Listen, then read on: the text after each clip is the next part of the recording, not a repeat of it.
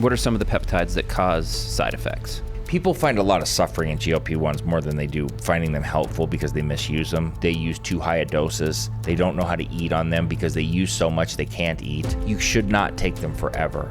Nobody knows the ramifications of taking them forever, and I do not think that we were meant to have our brain shut off from eating for the rest of our life. Peptides, they're just the new steroids. What do you say to people that say peptides are not safe? Peptides don't have any similar mechanism of action. They're not derived from testosterone, and they certainly don't get you jacked or big or any of the sort. That is literally a good question because it often gets said, but one of the most ridiculous things I've ever heard. Here's another ridiculous question. Peptides cause cancer. People that misuse these, they don't understand that over time, you're going to have to stop. Your brain is then going to readjust, and you're probably going to end up... What if your sheets were secretly sabotaging your skin? Even organic bedding is often dyed with petrochemicals. Yes, the same stuff in motor oil. Isame is different. We make the world's only FDA-registered medical bedding dyed with medicinal plants, not chemicals. No bleach, no toxins, no BS. Customers with eczema and sensitive skin say it's like sleeping in a soothing cloud. Want to detox your life? Start with where you sleep at izame-textiles.com. Use code NONTOXICDAD for 10% off. Izame, medical grade, plant dyed, skin approved. The FDA is cracking down on peptides, trying to shut them down. Why do you think they're going after peptides versus the massive disease epidemic that we're facing today? That's a loaded question with a multitude of answers. So, I mean, people know when they ask me a question, I'm not Mr. Conspiracy. I'm not Mr. Oh, it's the dude. I just know. And I know what they look for, and I know the reasonings why. And I get fired up about it because it's nonsense. It's taken away an alternative medicine and therapy that we have and that we should have as an individual to make that decision and to go to as an alternative to the stuff they stuff down our throat. Putting people on statins when their cholesterol is not even out of whack or range and a falsely created range that it's in. Having options for people that are in pain to go to and take, as opposed to taking ibuprofens and all of this stuff that provides no natural healing of any kind whatsoever. We're just treating a problem. We're not fixing it. So peptides offer that. Peptides offer solutions to people in a safe manner. They're just amino acids. And they're chained together and they come together. That's all peptides are really derived from. But to have these other options, that is not conducive to the government plan or the pharmaceutical plan, however that you want to call or look at it. And there's a money factor in there. That all plays a role. I don't care what anybody says. I don't have a side. I have the side that God is on. Mm-hmm. The side that I play is the side that ensures that you, me, our kids, and everybody else's kids and family has all the options in front of them. They're not misled. You can use every pharmaceutical you want. Take 5,000 vaccines. Do whatever you want. You have that option. But understand what you're getting into and why and what the ramifications are of each. And have alternative options. Life is about choice. We were giving freedom from God, and we should have freedom as we live to decipher what is best for us, not what someone's forcing us or telling us. There's laws that we have to follow. That's fine. That's fair, and we should. But when it comes to your health, my health, or anybody else, nobody should dictate that at all whatsoever. God gave us every single thing here that we need to heal ourselves. I firmly believe that. Mm-hmm. That no matter what, he knew what was going to happen. He knows everything. So there was always a way and a method to do this. The problem is that between the money and suppressive therapies and the money lost by not having licensure or overseeing these peptides that they can't, take their cut out of. They don't want you to have that option. Just like when they'll extrapolate studies or say that they'll take a mineral or a vitamin and say, well, that doesn't work. Well, the study doesn't show that or that. And if you actually understand how those work and you see how they coordinate those studies to come back with the results they want, there's so many dirty things. It's kind of like, and I hate politics, but it's like when they take a bill and they say that it's for infrastructure and like 5% of it's infrastructure, and there's like 70 million other things within this 1,000-page thing that nobody's ever going to read, so they can get away with it. It's sitting right there if somebody took the time to read it. And that's what they do with this. and they know how these work and they know the benefits. It's not that, oh, it hasn't gone through 7,500 studies. Really? Because all of these vaccines that you give your kids, they test, and after, if you don't have side effects for 5 days, they've passed them. I've got it all cited. I just did an interview on this. Or like the COVID vaccine that didn't have any long-term study, that they're shoving down your throat telling you have to. Oh, but you got to have 10, 20, 30 years on this other stuff, but that stuff, it's okay. How does that work? It doesn't. It doesn't. It is literally the most disheartening thing that I have learned as I've gotten older, is how we're set up for failure and how we're set up to actually be hurt by people that are supposed to be taking care of us. That in itself is one of the most disheartening things about all of our structure and humanity that we have here. It is really sad. It is. But it comes back to what you said, is we have to trust. Yeah. We have to trust in humanity and each other, that things will change and that people will change. I think there's a health revolution happening. I think there's a heart revolution happening.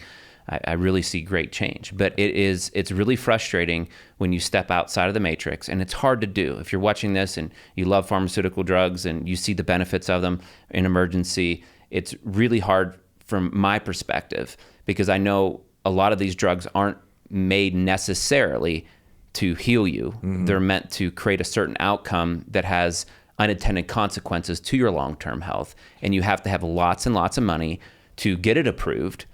And just like if you want, you can sue anyone and win if you have enough money. If you have enough money, you can get anything approved. I mean, Monsanto did it with glyphosate, and their landmark study is now being redacted or retracted because it was funded by people who had interest in Monsanto. Yeah. It had ghostwriters, and they manipulated the data to get it to say what they wanted it to say. So how many other studies in drugs have been done that way? Because there's so much money and there's so much greed, and humans, we get greedy. We get selfish. We do all the things we've done in our past until you learn. But if things are going well, why do they have to change? Right. And it's sad. And these drugs are chemicals that have no business being in our bodies. They hurt you long term. They don't heal anything. And then you have an amino acid, and to some level, yes, it's put together in a lab. Yeah. I get it, right? But it, for the most part, it's more supplement than it is a drug. Absolutely. Having no side effects for the most part. Some of them do. They're a little more risky. We can talk about the ones that may have some side effects, maybe on this show.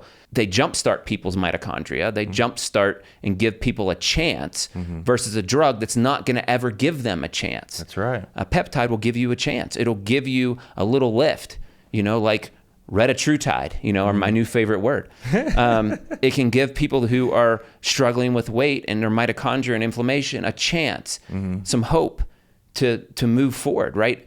Personally, I wish everyone could just trust God, get everything they need from nature, be in sunshine, sweat, move, exercise, resistive training, eat regenerative, organic, high mineral content, fruits, vegetables, grass-fed meat, but that's not possible for all humanity. Right. Someday for me, when I get a place in Italy, because I just told you I got my Italian citizenship, I love it. where they honor the land.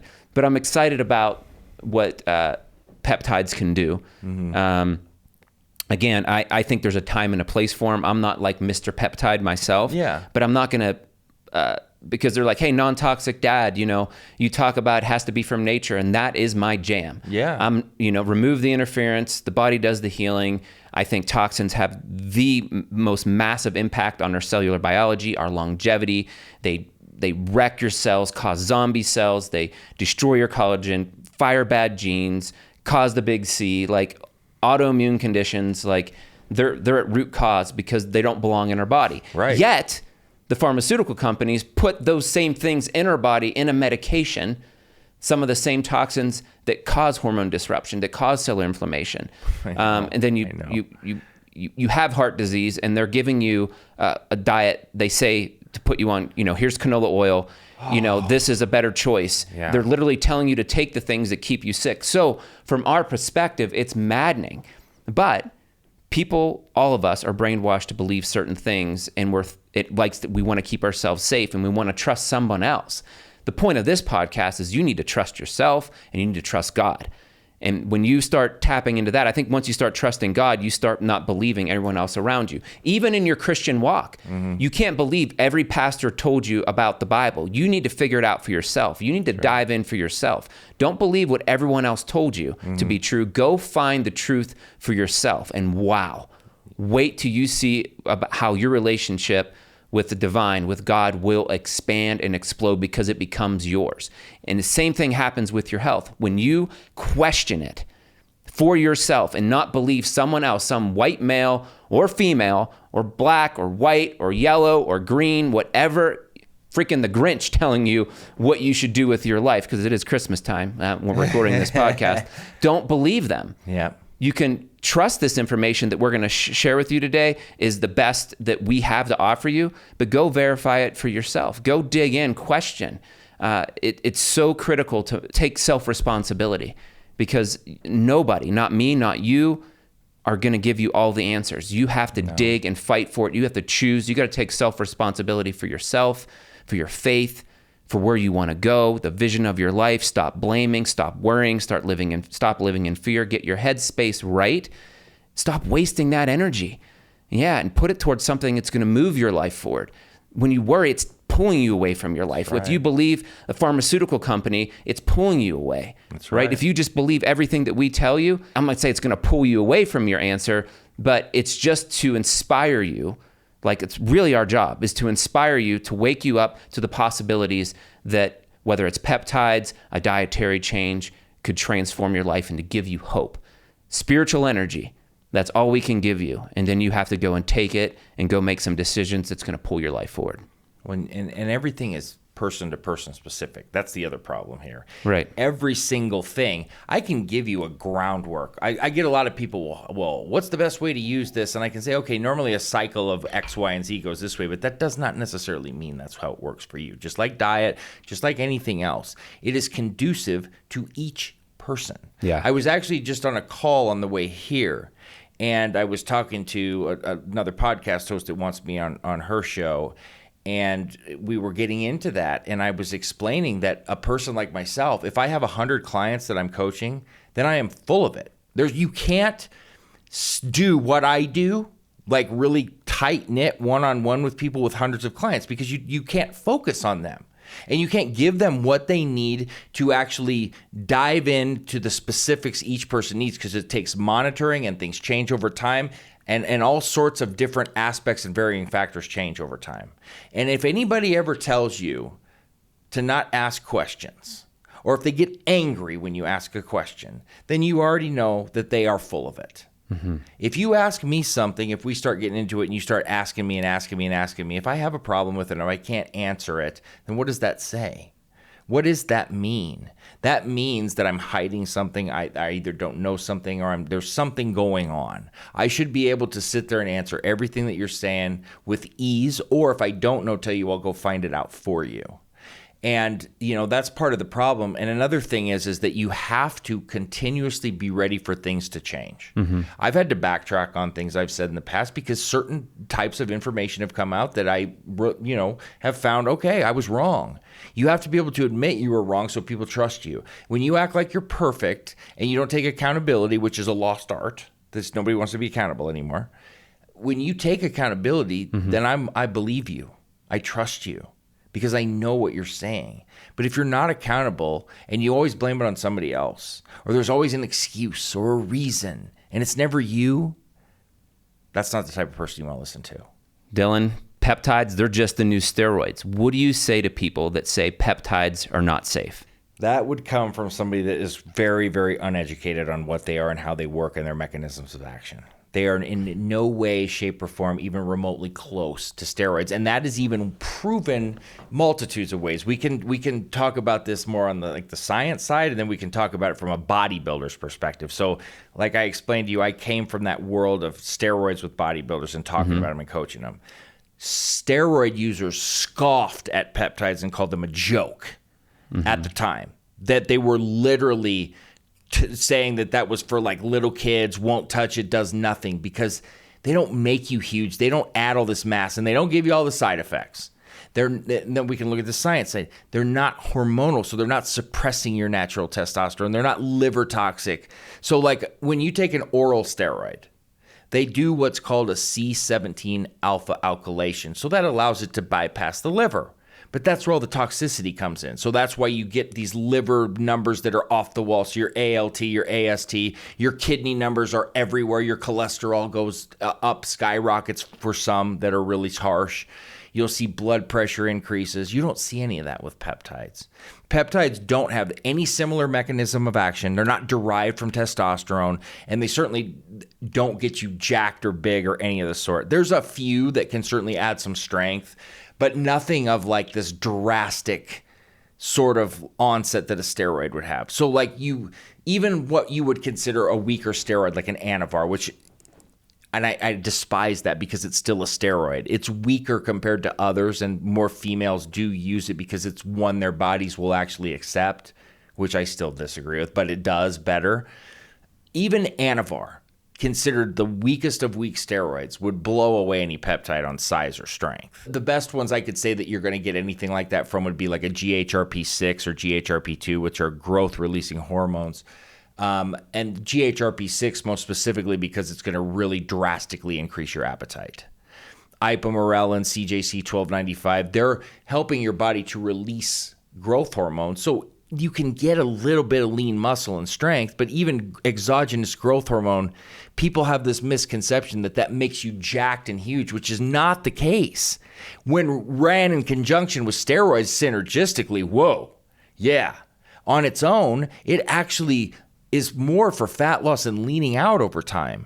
With the only way that you gain weight with HGH is that initial onset of water retention, which dissipates over time, and then it actually starts to work. So you'll hear like you get carpal tunnel syndrome or something when you use too much HGH. It's because of the water retention. But over time, it's leaning you out. It certainly will get you a little stronger, but nothing of like, not like your bench press is going to go up 100 pounds or something like that. Peptides don't do any of that at all. And peptides have far more versatile use. I mean, we can go from anywhere from like what I was talking about to mitochondrial benefits. I've got some that help cognitively, some that help with libido, some that get you tan. I mean, there's something for anything. There really is. I can go all the way around in a big circle. Sleep, skin, hair, nails, elasticity. They're everywhere. Healing, weight loss, as we know. So to even put them in the same category or realm is like sloppy research or lazy research or motivated discussion, meaning there's a motive behind it where they want you to think it's bad when it's not.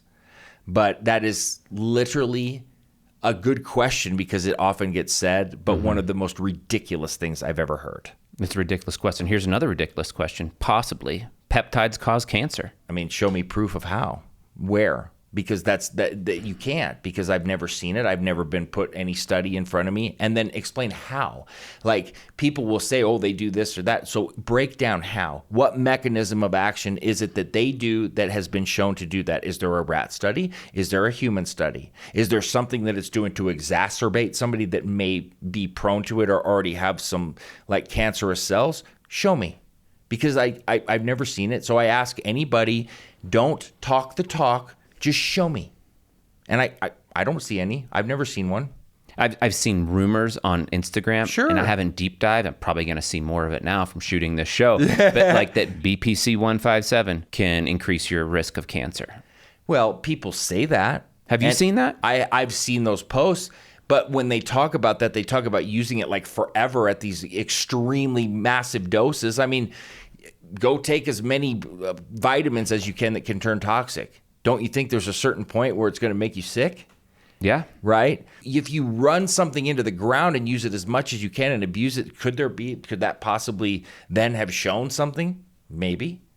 But I have never seen one study of proper use over the right durations of time, et cetera, that have ever caused any kind of side effect like that at all. Is there studies that show that abusive use at high levels of BPC 157, is there any of those studies? I have not seen one. Yeah, I haven't either. But I haven't one. Deep dived on it yet. So no, I have never seen one, and I've talked pretty thoroughly with like the world's foremost experts on it, and that is the same answer as in short, that's BS, and I have talked to the world-renowned experts on this. Yeah, you would know. I mean, you've talked to the best, so. Yeah, and I don't think I know everything because I certainly don't, but I know the people that know. Yeah, you've interviewed them, and you've done this a long time. So that's really interesting because I personally think they are a great tool for people. They are. Right? And they can be used strategically, But my goal always is let's get them reconnected to God, reconnected to nature. Always. Let's get people gardening. Let's get people grounding. Let's get people in sunshine. Let's get them sweating. Let's get the toxins out of their house. Let's get rid of the plastic furniture and plastic clothes. Let's get rid of the synthetic, fragrances that cause neuroinflammation, and they certainly cause cancer. But, here it is. This is great. They're blaming that BPC 157 causes cancer, but fragrance 100% does cause cancer, PCOS, even diabetes, allergies, contact dermatitis, obviously acne, and a host of other degenerative conditions, but it's safe. Right. It's in our garbage bags, right? It's in every Uber car out there, everywhere. It's fragrances in everything. They have signature scents at Subway. They did it in the New York subways, right? Without consent. Yeah. Something is toxic, worse than in cigarette smoke, especially if it was just good old tobacco, organic tobacco. There wouldn't be, just the particulate matter, but the chemicals in cigarettes are not nearly as toxic as these fragrances, but that's okay. And it's a known carcinogen with known hormone disruptors, but and they're picking on something that literally is helping a lot of people. Yeah.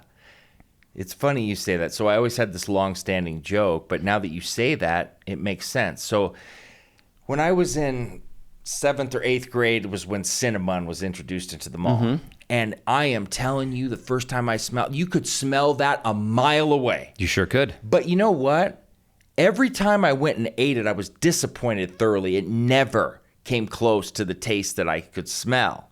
And then you just said that they put this aroma like at Subway, which also makes sense because the bread sucks. Yeah, it does. It tastes like cardboard. Yes, it's horrible. Now, when it first opened, it was actually quite good. So I don't know what they've done over time. But that's interesting. Make money. Yeah, well, yeah, of course. But that's interesting that you brought that up. And then I am going to ask you something. So, look, my cat she is like my baby, like everything to me. And so I obviously do anything I can to protect her. And she's been sneezing, and I cannot figure out for the life of me what it is. And my wife tells me today, well, you left and she stopped sneezing. And I started to rack my brain because I said, it's got to be something in the bathroom that we're using different or smelling. And I said, I'm going down the line, and she's like, there's one thing that I really like, but it's very strong. And I got this new aftershave that I spray on. Because I shave every morning I'm a perfectionist, right? So I clean up every morning. But my skin's sensitive, and I only spray it a few times, but I'm always on the ground playing with her, and it's in the air and in the thing. And it dawned on me how dangerous just a small scent like that could possibly be. I said, throw that shit out. I don't care how much. Just throw it out. Get it out of here, because it's got to be that. She just stopped. And I don't think people realize the most basic of things, whether it's body wash, a soap, just everyday stuff, how actually dangerous that is. And they'll go, oh, it's just a little bit of this, a little bit of that. Well, you got a little bit of this, a little bit of that in 20 different things. Because I did that. I did a test. I said, let's go through the counter and check all these different powders that I've used and that I have. And let's go down the list and see how many blue dyes are in there, how many have a little bit of sucralose or a little bit of this. And then you start doing the math and you go, well, that's like 10 of the things I'm using. Gel caps that you use on vitamins that you would never think about. And you go look at them, and there's 10 different ingredients in a gel cap. That's the cheap ones, by the way. Yeah. Because people will go, well, I'll just buy the cheap one at Walgreens or the grocery store or whatever. And they're just using lower quality caps. Yeah.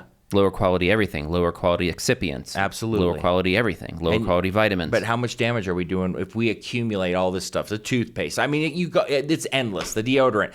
All of it. How much damage can you do when you add all of that up? And you ask yourself that and you go, well, no wonder everybody's sick. And no wonder people even younger now are having all of these problems than they've ever had. And no wonder quality of life is so low. Because every single thing out there is being done in such a way that it's hurting us. And they want to block this out and not let anybody know. And one of the things you were talking about with medications. So you take one medication that they know they'll tell you it's treating one thing, but they know it's going to cause 10 side effects to then put you on another one that'll counteract that's going to cause another 10. And before you know it, you're on a lifelong thing of 20 pills. And it happens fast. It really does. And it's just, once again, one of the most you got to take a breath and, Yeah. Realize that, someone's grandma, I get it, is suffering right now. She's on 20 meds. And if we got her off those meds, she'd be happy and healthy and playing cards again and playing with her grandchildren. But they have her on a litany of medications, telling her that she has to stay on them or she's going to die. Yeah. It's sad.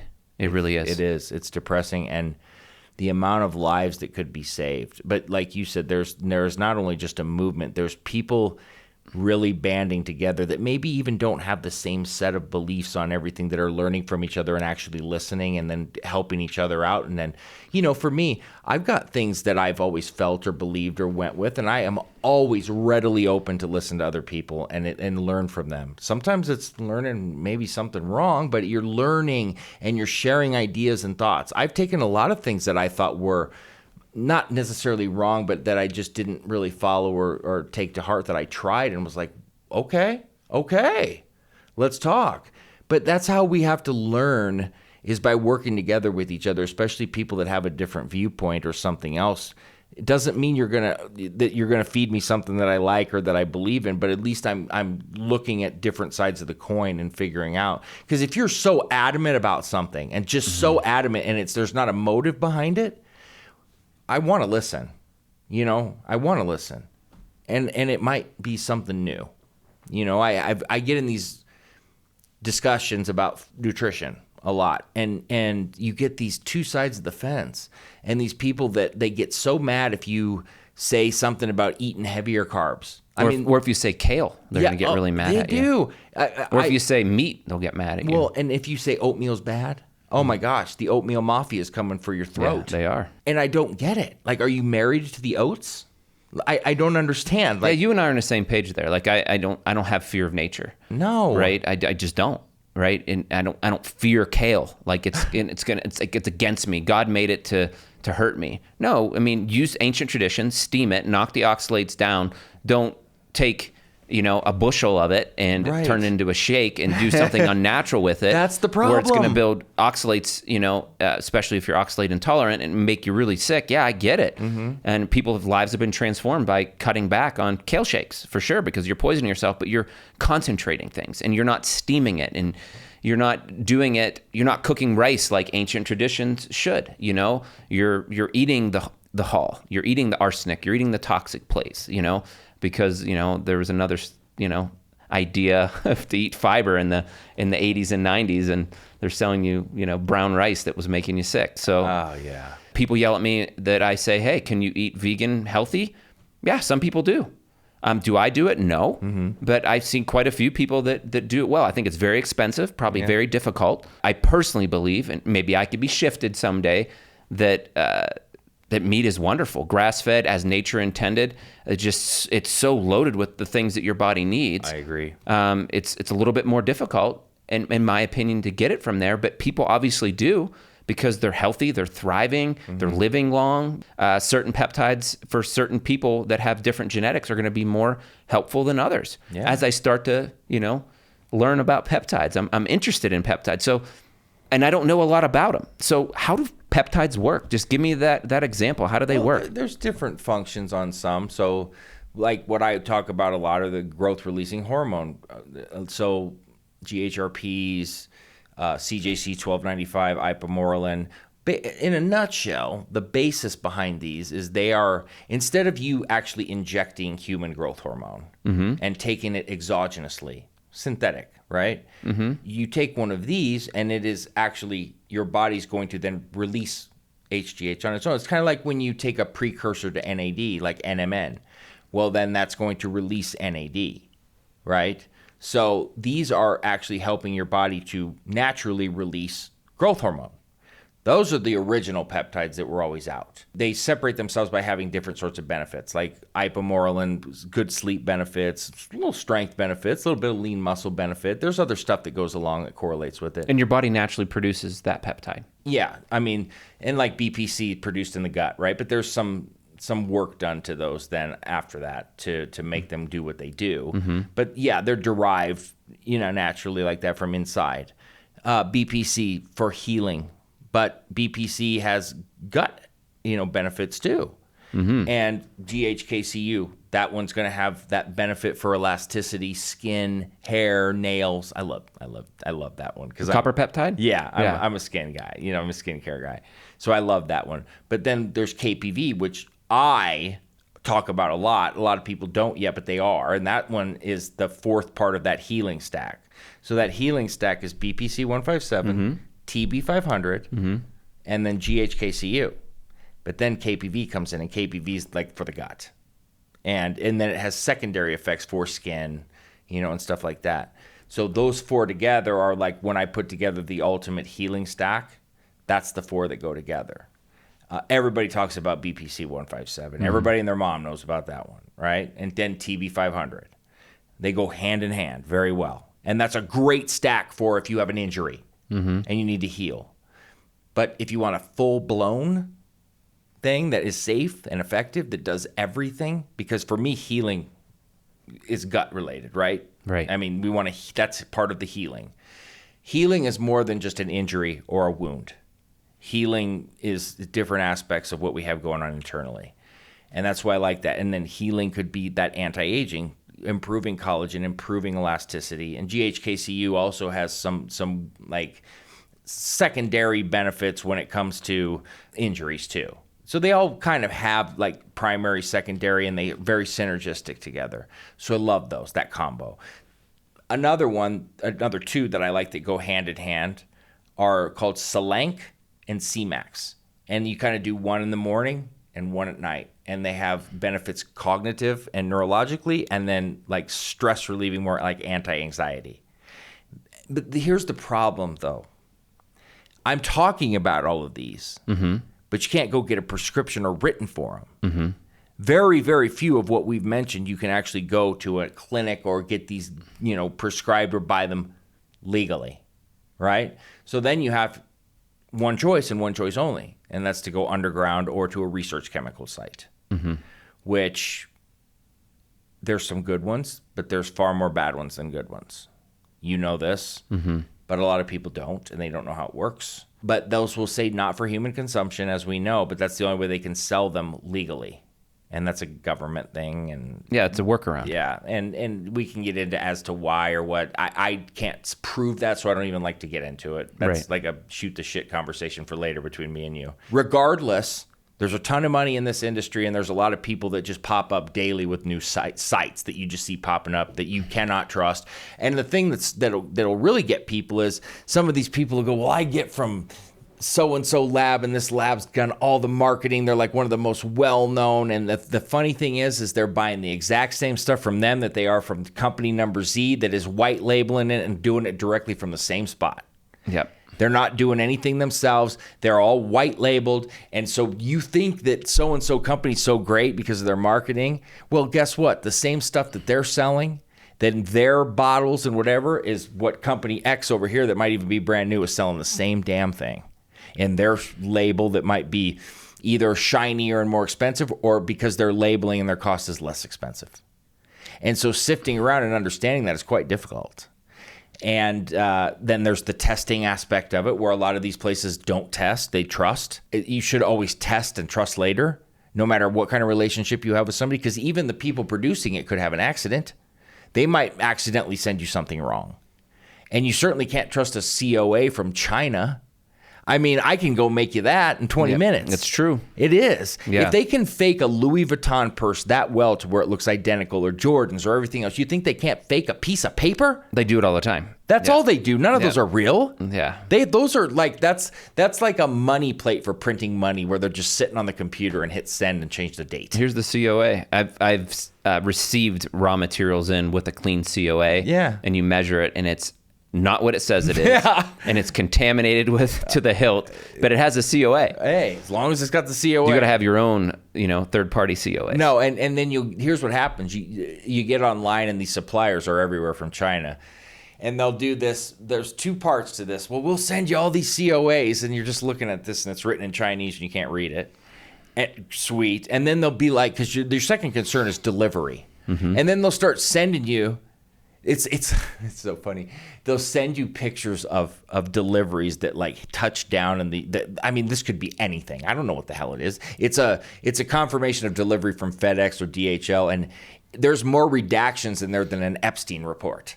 You can't see anything. It's all black. You don't know what it is, where it came from, who it went, whatever, where it came from. The only thing it shows is delivered.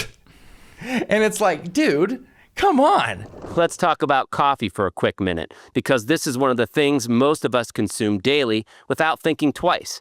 Coffee is a natural product, but that doesn't mean it's clean by default. It's commonly sprayed with pesticides, and if it's improperly stored, it can develop mold and mycotoxins that can impact your energy, digestion, and overall health. That's why I only drink coffee that's organically grown, low acid, and third-party tested for mold and other toxins. Clean inputs matter, especially for something you rely on and use each and every morning. If you love coffee, but you don't love acid reflux, jitters, crashes, and stomach issues, this is an easy place to start. And you can find what I believe to be the world's cleanest coffee and tastiest coffee at lifeboostcoffee.com/non-toxic-dad. What are your top 4 favorite peptides? So I love tesamorelin. Tesamorelin is another growth-releasing hormone, but it's really a fat loss hormone, but it gives you the ability to preserve muscle. So anytime you can really lose fat with preserving muscle, and it's not some method of you tricking your mind to shut off the hunger, and it's a really good method, I'm all for it. Because everybody wants to lose weight and build muscle. I mean, who doesn't, right? Except maybe somebody that's in an ultra bulking phase. And even then, most people still want to stay defined. They don't want to just gain a bunch of fat. That's always going to be my number one. KPV, like I brought up, the gut healing and the ultra healing aspects of that. MOTS-C is like an exercise mimetic. So theoretically, and I don't advise this, but it does work this way. You take that and it's like you don't need to work. It's like you're working out without working out, right?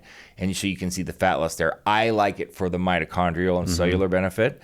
That's why I like it. And then it's kind of a toss-up for me because I do love BPC 157, but I don't want to sound cliche because everybody loves it, but it is so damn good. To have the ability to enhance healing, especially as we get older and we have to lift smarter, not heavier, and it does, I don't care how many things we do, we're still going to have different types of aches and pains or more susceptible to injury as we get older. We don't have to be nearly as bad as people make it out to be, but it does get trickier. So to have an option there, if I do get some sort of injury that I really need help with, because you do heal slower when you get older. You do. It's just a fact. I hurt my hip and it took like 5 years, you know. But that took a minute. It helps. It enhances the recovery process. So that's probably my 4th favorite one. I know it's everybody's, but there's a good reason why. Yeah. You know, so those would probably be my 4 right now.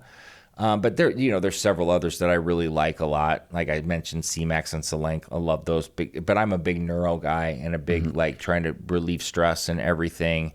So I love those. I mean, I really do. Ipamorelin is that's like good old faithful, man. That's like the oldest school one that always just works. You know, you can always go back to that one and not worry about a bunch of side effects and get nice benefits. Those are good ones. What are some of the peptides that cause side effects? GLP-1s are going to be the ones most commonly talked about. There's some hair loss ones that aren't great out there that I worry about. Finasteride, dutasteride, that may not even be considered peptides. I'm very anti against those, by the way. I am not a fan at all. GLP-1s, as we know, can have significant side effects. And I don't like, one of my things about the GLP-1s, aside from kind of the obvious things that people have, whether it's, upset stomach, people find a lot of suffering in GLP-1s more than they do finding them helpful because they misuse them. They use too high a doses. They don't know how to eat on them because they use so much they can't eat, without the grasp and understanding that these will eventually catch up to you. You will have to stop taking it someday. I know they want to make you think you can take it forever. I know that's what it's told. You should not take them forever. Nobody knows the ramifications of taking them forever. And I do not think that we were meant to have our brain shut off from eating for the rest of our life. Call me crazy, but I don't think we were structurally meant to do that. It's kind of like the argument of birth control and those other things. Your bodies weren't intended to have these things happen. And when you do stuff like that to them, there is a very, very adverse reaction. When we go against the grain on what our bodies were designed and what God made them to do, there's probably going to be a problem because we were designed to do things a certain way structurally, and it feeds off of each other, right? So, people that misuse these, they don't understand that over time, you're going to have to stop. Your brain is then going to readjust, and you're probably going to end up binge eating or eating more than you ever did in the past, playing catch up, and you're going to gain the weight back for most. There's, ways to come off of them easier. Like I was talking to you off camera, I know a supplement that helps with that to help. I just don't like the dependency of anything for weight loss. I like tools. I like things that maybe give you a little kick jump or start that then move you forward, but the dependency is dangerous. And normally 99.9% of the time when you're dependent upon something like that, the ultimate end result is not going to be what you want. Yeah, I've heard medical professionals tell me, they're like, look, you take it for a jump start in your mitochondria, but why is your mitochondria weak to begin with? Exactly. Is your cell inflamed? You need the lipid repaired. You need to take phosphatidylcholine. Like, you got to do things to create cellular fluidity and heal the cell membrane. You can't just take a GLP-1 or GLP-3, I guess, retatrutide, which can help with your mitochondria, or MOTS-C, but not get to the root cause of why you have bad cells anyway. And this is where toxins come in because they wipe out your mitochondrial energy. They cause cellular inefficiency. They cause zombie cells, and those cells don't give you energy. They actually suck energy from your body. They actually dysregulate hormones and can lead to the big C if you collect a bunch of them. So that's why I'm so big on removing the root cause, because if you want to have good cellular energy, you got to remove the things that are causing you to have bad cellular energy to begin with. You're not getting good healthy fats. Your body's full of toxins. Your fat cells, you're so overwhelmed with toxicity today by the 30 or 40 different razor blades of toxicity in your life, from your food, from your natural care products, your sheets, your carpets are all made of plastic and polyester, and like everything is chemical, and you're breathing that dust, which carries the hormone disrupting compounds, which carries the chemicals that cause cellular inflammation and triggering of bad genes and wrecking your microbiome. Your microbiome can't eat plastic and be happy. No, I know. Right? It can't. It just can't do that. It can't produce anti-inflammatory fats from plastic. No, it needs fiber to create anti-inflammatory fats in your body. So anyway, I get excited about that. I love it. Do you see? I love it. When I light up, I'm like, peptides, yeah, it's fun, it's interesting. But when I can get back to God's original design and how we functioned with the earth, with the planet, and with each other, with the sunshine, with the gravitational energy, and how we're just in this beautiful synergy and this beautiful symphony. I wish we didn't have to take peptides. I am far, far more fascinated with this than I am with all the stuff I'm good at. Yeah. Well, I mean, it's fun to help people. No, I enjoy. Dude, don't get me wrong when I say that. I love knowing it and learning it and explaining it, because I see that I help a lot of people. But internally, I really like to discuss God's work, how he created us, how we should live like you're talking, the ways to do it naturally, the ways to because when you take any sort of outside source, any sort of chemical or whatever, it's just not the natural way. So there's always, to me, going to be something, not doesn't have to be big, but something that just wasn't meant to be. You know what I mean? And because we have no control of our food and everything to a point, unless you do everything yourself, which is certainly not plausible for 90% of the people in the world. 99 probably. Yeah. I mean, you're limited on what you can do. We have a great understanding. We can spend all the money in the world, but you still don't know. I mean, it's not coming from your hands. So there could be stuff that isn't specifically what it says or done properly. You just don't know. All you can do is do your very, very best to have the right knowledge base, the right understanding, and like I said, prioritize.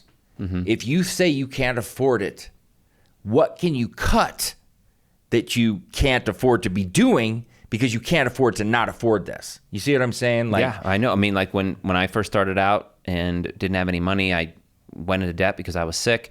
There's one thing that we didn't compromise on. We didn't do anything. I had borrowed furniture, borrowed cars, beater vehicles, like whatever it took, putting oil in, just so that we could eat healthy. Yeah. I would still eat healthy.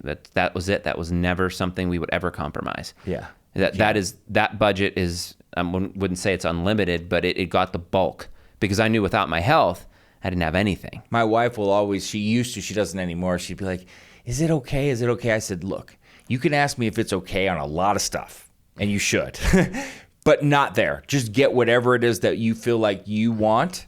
You can have it. Have whatever you want, as long as it's not absurd, right? Yeah. But whatever you think is going to benefit us and make us the healthiest. Because, dude, I've had an eating disorder most of my life. I didn't really start fixing how I was eating till about a year ago, where I really dial it in now and am like flourishing and thriving. I had the most utmost fear of fats, even though I've been a nutritionist 15 years and coached people on the importance of them, because I was different. Yeah. I'm different. Nobody else, just me, because I was terrified. That I burn. This is not sedentary. Like, you got your natural burn. My working out and cardio, because of the amount I do, that I burn well over like 3,200 to 3,500 calories a day. And that is not counting sedentary. And now it's not counting, like I told you, I take Jardiance, which expels a lot of calories. So all this time, I was eating between 1,500 and 1,800 calories a day. So I was destroying myself. And if I look back on it now, I ate no fats. I had a little bit of peanut butter and perhaps a Quest bar. That's all I had for fats, ever. And I'm talking minute amounts of peanut butter. All I ate were 15 servings of vegetables a day, 2 servings to 3 of oats, 6 to 10 egg whites, never a yolk, fat-free yogurt, and protein powder and some fruit. That's what I lived on for like 10 to 12 years. By stripping yourself of that amount of fat alone, like the long-term damage that causes. You trashed yourself. I did. And last year, I went to my wife one day, because I'm one of them spur-of-the-moment guys. Like, cars show up out of nowhere. Like, I'm getting on a flight tomorrow. And I said, this is what we're doing. And I'm listing all these foods I want to go get and buy and start eating that I would not touch, that I told her I hated. I didn't even know if I hated them or not. I just said that. I made a list, and it was avocados, grass-fed beef. We're going to start eating whole eggs, salmon, the list. And the one similarity in all of them, all healthy fats. And you know how pissed I am that I wasn't cooking in grass-fed butter for the past 15 years? And missing out on that glorious, food. But ever since I did that, my HDL's gone up 40 points. All my health markers have drastically changed. My cognitive enhancement, my sharpness, my skin. And, my mom even said to me, she's like, what did you do? What did you have done? Because I'm like, one of them people with my face and everything. And I said, it's nothing. My diet. It's my diet. And the importance of fats, like you brought up, just for the cellular membrane, for the saturated fats, which is like the key core of our cells that protects them, that needs that. But in everything else, fat does not make you fat unless you overeat it and eat the wrong fats. Mm-hmm. Fat actually made me the leanest and most cut I've been since I used steroids. Yeah, it gets you burning fat again. Absolutely. You retrained your body to burn fat, and that's its most efficient fuel. And yes, that's kind of science. Yeah, kind of. Yeah. Call me crazy. Yeah. And I was talking about this earlier. The people that argue about never eating carbs, and I'm not saying that I'm like this huge carb guy, but how do you obtain flexibility? What does the term flexibility mean? It means you're flexible. It means you can go in and out, right? Metabolic flexibility. You need to incorporate carb days. You need to have them in there at some point. I'm not saying... I started gaining weight because I wasn't eating enough carbs. Yeah. And fasting too much. It could do that. And my glucose got high, started spiking. Yeah. Fasting too much and eating a perfect diet because I wasn't doing carbs. Yeah. It doesn't mean you have to. But that's what I was told. That's what I believed. Right. For a while. And then I'm like, Then I got connected to nature and God, and I'm like, it doesn't work that way. You got to pick the right ones, just like you got to pick the right fats and pick the right proteins. But they're there and they're fine. There's tons. I love fruit. Fruits never hurt me. The right kinds of fruit. I eat fruit now. My wife, I would only eat berries. Only. That's all you eat? Used to. Oh, okay. But now, and Granny Smith apples, everything had to be low glycemic. I'm so much happier. I know it's not genetically altered, but it's definitely, modified, right, to be a sweet, sugary apple, like a Fuji or or whatever, but I'll eat that stuff now. But in the past, I wouldn't touch any of that. You know what my favorite fruit in the world is papaya. Like oh man, I could turn into one the way that we eat those. Oh yeah, well I lived. They're so good for you. Oh man, I We're in Hawaii. Yeah. So and we found out how to get them now, and so my wife's always got them. But I have them every day in my Greek yogurt. But I only eat the full fat Greek yogurt now. That's the only stuff you should eat. That's it. And I still have some egg whites, but I have 4 whole eggs every day with that. I have like 200 grams of avocado every day. And that's a lot, but it's... You got it down to the grams, bro. Oh, I have it. I am a dialed in guy, man. Let's talk prison food now. You're on a regimented diet, but let's talk prison food. You trying to recreate a nightmare or what? Yeah. So first of all, just to give you a little idea, I'm 6'1", about 175 on my good days right now, and I'm pretty damn lean, pretty skinny. Well, I was down to like 157, which looks extremely bad at my height, meaning I wasn't eating a lot. So here, I'll give you a rundown, because basically they give you a breakfast, a lunch, and a dinner. Breakfast consists of one little, it's like, those mini boxes of cereal? Mm-hmm. Well, they would come in a little bowl like this, so you could put milk in it to drink out of it, but it was the same amount of cereal, which is like next to nothing. Right? One dessert, which was normally a cinnamon roll or a donut or something like that, and a thing of milk. That was your breakfast every day. So I had a routine because I was not eating the sweets, and people wanted those, right? Yeah. So I had the deals worked out for my stuff, right? Mm-hmm. And so one of my deals was every single day I'm going to give you my dessert for your milk. Now I have to go wake the people up at 6 o'clock to make sure they even get up to go get their stuff to make the deals. So I had to be on the prowl anyway to do that every morning. Well, here's the next problem. So I wanted the extra milk, and I'll get to why, obviously, for the protein intake. But the milk was also very hard to get. No one wanted to come off of it. So I had these deals where I was basically getting 2 extra of those little containers of milk like you get in school. Mm-hmm. So I had 3 total. But I wanted to save them till post-workout, which was about noon. So I have these milks at 6 o'clock. Well, I don't have a refrigerator. I had to go put these in my room, and sometimes in the summer it was 100 degrees out, and put them in my crate and hide them in there. So mind you, I'm drinking warm milk after like 6 hours later of getting it every day. So there's one bad thing. Lunch and dinner I never touched because the inmates are cooking it. And I saw a Band-Aid in somebody's food one time, and that was all I needed to see. And I knew people in the kitchen and what went on in there. So I didn't even go eat that. So basically what I did was I tried to get people's dry cereals when there wasn't sugary ones. And in Raisin Bran. And so I would get like the Honey Nut Cheerios, the Raisin Brans, the plain stuff, the Rice Krispies, and I would snack on those throughout the day. I would get out of the vending machine there, because I always had money coming in. There was a vending machine. I don't know what are those green granola bars that taste like hay. They're so bad. I don't know if they're called Sun Valley or what. They're horrible. I mean, they taste like crap.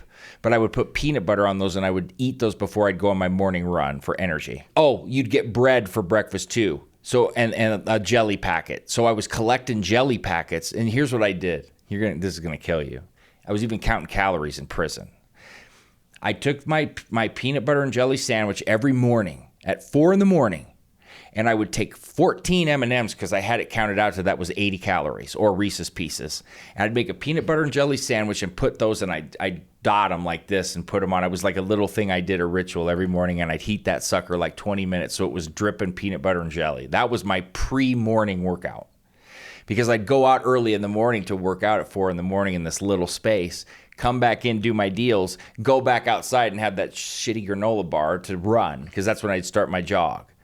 So that was the morning. Well, I ordered carnation breakfast because that's what I'd have after I worked out. While everybody else went to the hall to go eat, I stayed back, and I'd have like 2 packets of carnation breakfast with the 3 milks. You could order it out? You could order it on the commissary. On the commissary. Yeah. So that was one of the things I ordered. Then you mean carnation instant breakfast? You're going to love it in an instant. That one? That one. And then, I'm a Gen Xer, so I have every commercial memorized. I was raised on TV. I was too. I know. Well, it used to have carrageenan in it. They at least took that out now, but it still got sugars and garbage. But anyway, it was like a treat to me. It was damn good. Yeah. So I would buy these Quaker Oat granola bars, the 100-calorie ones. I would have those like midday. And then I lived on peanut butter, which I ate a lot of peanut butter, because I needed the protein in something. I bought these packets of tuna, which I would drain, like this. I had Starkist, one of those. They came in pouches. I'd have that every night with a little bit of ketchup. I'd find some ketchup packets. And then I had oatmeal every single night before I went to bed, late. 2 packets a night. And that was the gist of what I ate every day. I don't know the calorie count, but it was pretty low. And I was working out probably 4 to 5 hours a day at minimum. Heat, dead snow, like below zero weather, lightning when they let me go outside if they would, and they often did. And if I couldn't do it inside, I was doing burpees inside and running, jogging in place, doing calisthenics. I never missed a day in 2 years. Not one day. None. But that was my diet every single day. So how to eat the best you can in prison? I don't know. Dylan. Looking back on it now, that was certainly not the best you could have. I could have done it far better, but I mean, with the knowledge you had at the time, I mean, you did the work. You drank the warm milk, which would never go bad, by the way. But it tastes so terrible. It tastes so terrible warm. So I just thinking about it. But it shows you you had an obsessive, My dad was very, very calculated in his training, his running, and the way he taught me on my sports and everything. And I think that because he was a very regimented guy, his dad was like a sergeant. My dad was never any of that, but he was a coach. He coached me out. I think there was a lot of structure there, and I think I fell into that, and then that really set me up that way. I'm better now, but I'm still pretty damn structured in how I do stuff. And if I get thrown off my routine a little bit, like taking these trips is hard for me, honestly, sometimes because it's like so different from what I do. I try to mirror what I do the best I can. And I actually do pretty damn good. Like I still got up this morning, did my morning walk, my prayer routine. I managed most of it, but I'm still a little off. Well, it's impressive to be that structured. Yeah. No, I travel. I always get a VRBO. I get a house with a kitchen. I don't eat out. We don't eat out. And my wife sends me avocados, so they're ripe. So I have good ones because you can't go normally buy them to make them work. So she's got them all ready for me days before. And I mirror what I cook at home. I do. And I go buy the full-blown stuff, and I just pack it and take it home. Like I bought a full thing of Ezekiel bread. I had like 2 pieces, one a day. But I pack it and take it home. And like the olive oil or whatever I bought, I'll take it home. I'll wrap it up real nice. And I can't take my butter home, but, pretty much. So you just... do you do like Whole Foods drop off? That's what we do when we travel. We'll just have I didn't even know about the drop off. I just go. Yeah, it's what's fun. Yeah, That's one thing Whole Foods does well is it creates a cool atmosphere. Yeah, and well, I'm staying in Provo here when I came, and so there wasn't a Whole Foods near there, but I get to go see cool locals when I go to these little towns. I did that in Idaho a couple weeks ago, and I get to see these other. Sometimes in Maui, there's some cool health food stores, like local ones. So I like that too. It's kind of cool to go see them. Iowa, where I lived, had some really cool ones that I got to go see. So it's kind of cool. But yeah, I mean, I like to go get the fresh fish and the seafoods and the fresh meats and stuff. And it is fun. It's fun. Yeah, it's fun shopping. And that's why people got to know this. Like, you got to enjoy and create habits when you travel and say, I'm just going to go here and eat like crap. And then you set yourself back. You can do all this stuff. But, you just got to do a little planning. Ask yourself this. Because this is some of the stuff when I moan and complain to tell my wife, I don't want to go to Costco. I don't want to do this. But sometimes you have some of the most fun you'll see somebody do something stupid. You'll make fun of something. You'll laugh about something with your wife in the store. And you remember that time we were in the store and this happened, or we shot this film, or we did this. And it's like those are the kind of memories that matter the most.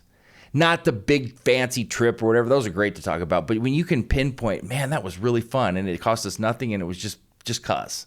Well, what I did when I was first married, we went to grocery shopping on Friday nights, and at Whole Foods in Pittsburgh, because it's really cool in Pittsburgh. So it's a really fun town. So we'd not go to the local Whole Foods. We'd drive. Well, actually, there wasn't a Whole Foods in Cranberry.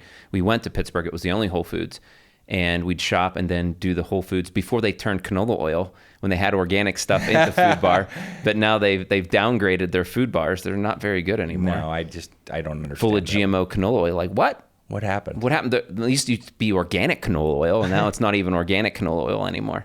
Don't you love how you can throw the term organic in front of everything and it's all of a sudden good for you? Yeah. It is better, though. Organic certainly. canola oil is better, and people have to realize that, how it's processed. It's much better than industrial seed oil. Oh, I guarantee it. I agree. But it's still not the best. No. It's not the best oil out there, that's for sure. I wouldn't be doing it. It's like when those low-carb diets came out at first, like Atkins and stuff. And I remember my mom would be like, well, it says low-carb. And I'd be like, Mom, WTF? Like, what are you talking about? Do you read everything else on here? But it says low-carb. Yeah, well, when I was growing up, my mom, I believe in Crystal Light because it believes in me. Oh, that was the worst one. Yep. I believe in Crystal Light because I believe in me. Is that right? Am I saying this ditty right? I got them all down, but we used to drink Crystal Light, and it was my mom's special drink. And of course, if it was her special drink, I'm drinking, synthetic sugars. Yeah. Whatever. No, everybody thought that was good for you. Yeah, we did. Yeah. Yep. My mom too. Yep. My aunt used to drink those by the gallon. The late 80s, early 90s, bad for health. That was the low-fat movement, man. Dude, that low-fat movement wrecked a lot of people mentally, too. Like, I'm a prime example. Yeah, I was there, too. We chicken and rice, low fat. I didn't know how to imagine how I was working out, like what we would have looked like. I was working out, 7 days a week. Yeah. I wonder, I ask you this. I don't even eat chicken. I don't care for it. I don't like chicken either, no. No. I eat it because my family eats it, but it's not my favorite. The only thing it's tasteless. The thighs are the only thing I even want to eat. Yeah, it has flavor, the fat and the skin, and like chicken thighs, on the grill are great. But that was like the thing, like you said, and I don't even chicken breast. Oh my God. Oh, it's the worst. I'd rather have cans of tuna than chicken breast all day long. Find yourself some low heavy metal tuna. Yes, exactly. Or sardines. That's my go-to. Is it? For omegas, it's the best way to get it. Well, it is. My wife does that too, and I still can't. I'm not there yet. But it's true. It's one of the best. I didn't like them, and then I just start doing it, and you get familiar. Yeah. So when I used to harvest a lot of wild animals when I lived in Montana, I ate only elk and mule deer and antelope from, in the mountains, and it was amazing. The antelope could be eating grain because they're running around in wheat fields. Yeah, little glyphosate in there. Never hurt anybody. But I ate it so much that I no longer knew I tasted beef, and beef tasted like crap to me. I'm like, this is gross. It had a strong flavor that was nasty. So I got used to this. And then the beef, it took me a while. I moved back home, and I didn't have access to that. I sold everything and left when I was sick, and I wasn't eating. I wanted venison. I was like at home going, this is gross. Like, can we get a deer, Dad? Yeah. But then I started eating beef again, and I like it. So when I was going through that phase of, okay, I'm going to start eating properly here, I started with 93.7 beef, which is fine, but it's really not great. It's okay. And then I said, okay, I discovered that Force of Nature brand, and I saw the elk, I saw the venison, and I actually interviewed the owner because I told him how much I loved everything. And I like it too. Oh, they sent me a box to try I tried everything they have. They sent me a box. Here's the connection. Oh, yeah. I love Force of Nature. I think they're a great company. So then I went down the line, and I got a big smile when you said elk because, I went down the line, tried everything. Elk was my favorite. Elk is my favorite as well. But I started to go, okay, I missed the beef. So then I dropped it down to the 85-15. Tremendous, right? Now I do their 80-20 ancestral with the heart and the liver in it. And to me, that is like the most glorious dish every day. So good for you. Oh, I do the 80-20 now, and I have never looked back. And I stick with that one. And I like theirs, like I said, because it's ancestral. It has the extra heart and liver in it. And then I've been mixing in that Du Breton organic ground pork or the pork tenderloin. I do it every once in a while, man. Or I mix them with the beef. It's really good, man. It's a good combo. But I'll do breakfast. I'll do breakfast with the Force of Nature or grass-fed ground meat, and then put tons of just cook it regular, and then take it out. Tons of olive oil and salt. Yep. Tons of olive oil and salt, and then maybe fresh rosemary. And so it's good. like superfood. It's so good. Yeah. I started using cayenne pepper because I was like, I'm not a hot foods guy, but I've been doing that a little bit, and man, it's a good mix in there. It's good for your glucose too, right? I know. That's why that's why I was forcing myself to do it. Now I love it. Now I don't want to go without it. Yeah. So what do you have going on where you have to take that? Do you have something happen with COVID or something you were saying? So I have to take Jardiance. Well, it goes back because I'm on a few medications. They wanted me on a statin, which I obviously denied. It goes back to started working with the doctor, and he said, well, I know you're in phenomenal shape and condition and all this, but I have all my employees go get a calcium score. Mm-hmm. So I went and got a calcium score. And mind you, my dad had a heart attack when he was 59 and died. Oh, yeah. And my calcium score said 120. It just terrified me. Now, calcium scores, for anybody out there, it's going to give you an idea of the amount of calcified plaque you have in your arteries. And 120 means you probably have you got some buildup there. It doesn't tell you exactly the percent, and it doesn't look for soft plaque. So I got terrified. I discovered I had a high Lp(a), which is an inherited, gene, which they don't test for, by the way. You have to go figure that out on your own and get the proper testing to be done. That's a different story. So my Lp(a) score was 330. Well, it's supposed to be under 40. It's really bad, the levels that it was at. So they tried to put me on a statin. Well, a statin increases your Lp(a), which is so idiotic to even do. Anyway, I happen to know some good people in the pharmaceutical industry that actually care. Mm-hmm. That said, look, that is, this is what you need. And Repatha was one of the things because it can help with the Lp(a). So that's like a twice weekly injection. And I've talked to multiple people that say that's one of the best drugs on the market. So I was, okay, let's try this because I got to do something. I was able to get the Lp(a) score down into the 90s, which I was told was impossible. This was through methods of, like, one thing I found was pomegranate juice for help with, different plaque buildup, reversing plaque. Anyway, I have a history, obviously, of steroid use, not like a 5-year period, cocaine use 4 or 5 year period. With my dad and his condition, I can't pinpoint to you exactly what happened, but there was a day where recently, it was in June, I started to have very strange heart pattern beats. Mm-hmm. And I thought, man, it was probably panic because I've had anxiety attacks and that's happened. And marijuana had caused that. And I quit smoking, but I know that you can self-induce it. And it kept happening and it kept happening. And I told my wife, something's not right. We waited a couple of days and it was persistent. So I went and they found that my ejection fraction was low, which caught me off guard. And, your ejection fraction is the strength of your heartbeat and probably the overtraining has been a problem in the low-fat diet. I attribute all of those to it. Anyway, your ejection fraction is supposed to be 55 to 70%. Mine was only at 44. And so there was another panic for me. They did all of this stuff to look to see if there were blockages there to see it. And they did the catheter and he said, well, you don't have any blockage at all anywhere. And I had a CT angio done several years ago that said I had a 30-some% blockage. But then they're going in now, and even on the echocardiogram, and there's better ways to measure this, like a Clearly test. But the echocardiograms I had, there's no stenosis, no anything. So I'm clearly doing something right with the changes I've made. But then the ejection fraction. So they put me on Jardiance, which is a diabetes drug. It's a SGLT2 inhibitor. But it also helps take pressure off your heart. And they found secondarily that it for heart failure patients. And that is literally like the gold standard drug that everybody I have encountered agrees on one thing and one thing only, and it's Jardiance or SGLT2s. That is the drug. So I'm like, cool, okay, let's try this. And my ejection fraction has gone up from 44 to 50 the last test I took a month ago. And the Jardiance is, it expels extra water and glucose out of your system to take the pressure off of your heart.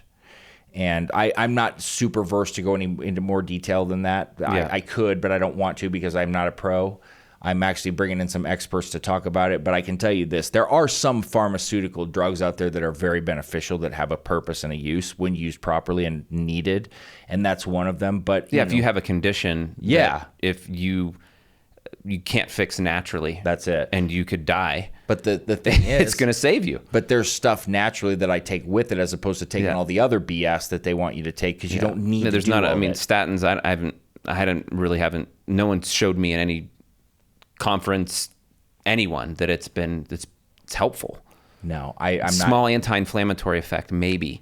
Every single thing, if you dig deep enough, shows that is one of the biggest farces on the planet, and it is the most prescribed thing on the planet.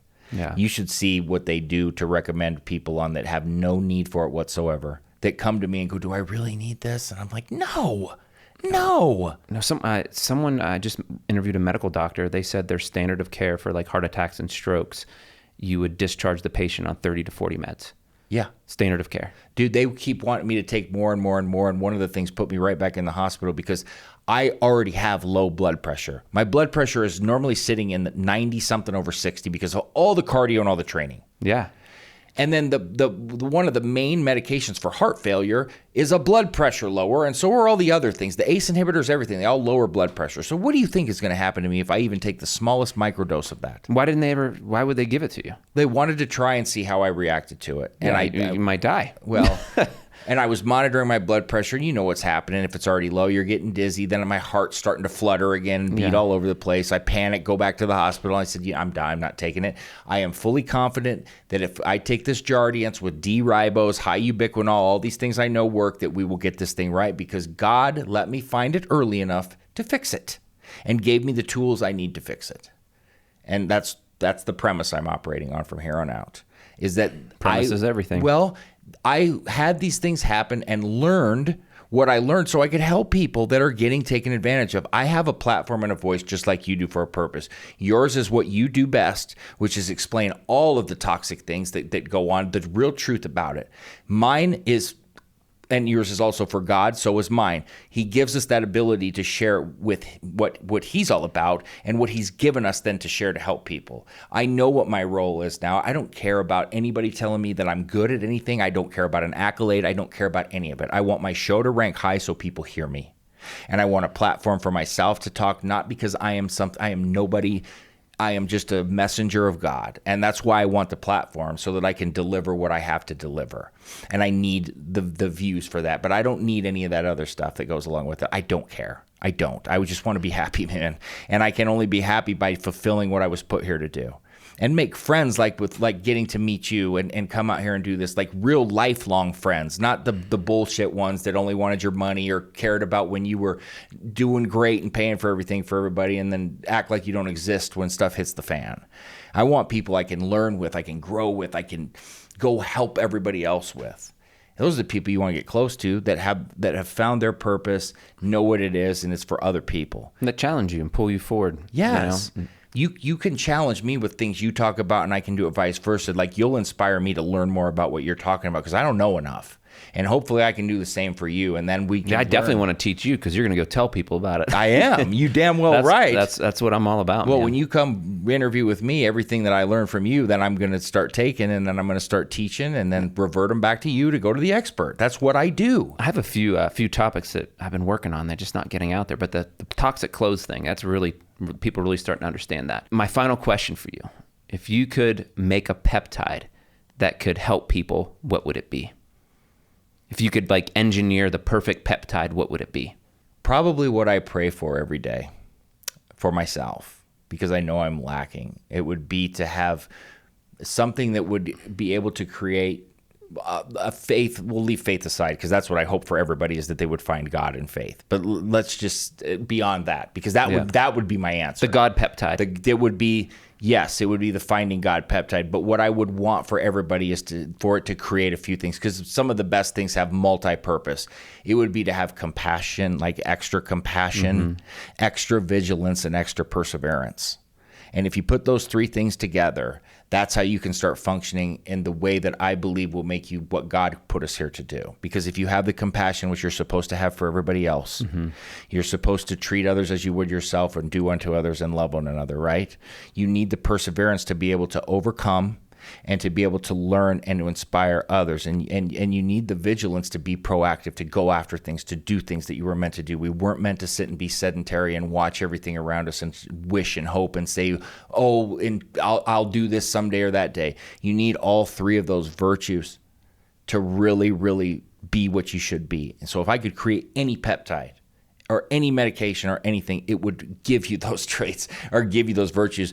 But I don't need to, because if I gave you the peptide that puts you in touch with God, you could just pray for it and ask it and get it for free.